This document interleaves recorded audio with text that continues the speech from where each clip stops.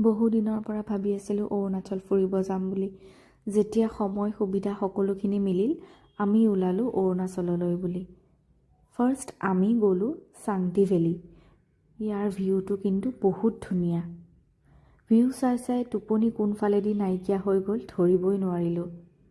আৰু ইমান ঠাণ্ডা আছিল ইয়াতে। ৰাস্তাৰ পাহাৰবোৰ চাই চাই আহি মেলি আমি আবেলি সময়তহে ষ্টেটো পালোহি।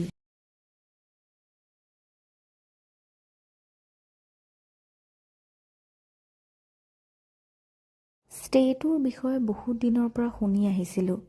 ধুনীয়া হয় বুলি সকলোৱে কয়, কিন্তু ইয়াত আহি আমি নিজেই দেখিলোঁ সঁচাকৈ বৰ ধুনীয়া। ৰাতিপুৱাৰ ভিউটো হয় এইটো।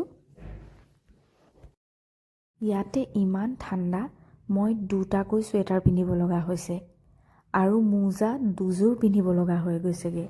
বহুত বেছি ঠাণ্ডা আছিলে।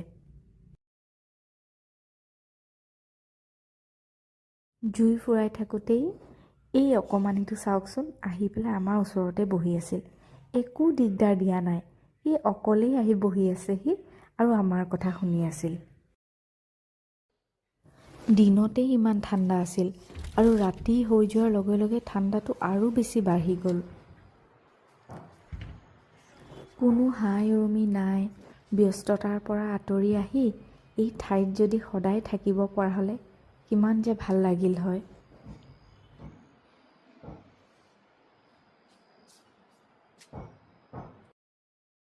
সকলো ফালে নীৰৱতা আৰু মই অকলে বাহিৰত ওলাই ভিডিঅ' কৰি আছোঁ।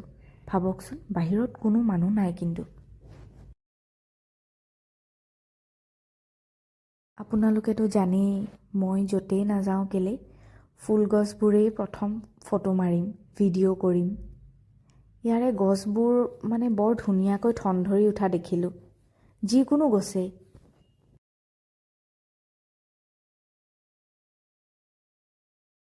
ব্ৰেকফাষ্টটো কিন্তু আমি নদীৰ পাৰত বহিহে কৰিলোঁ।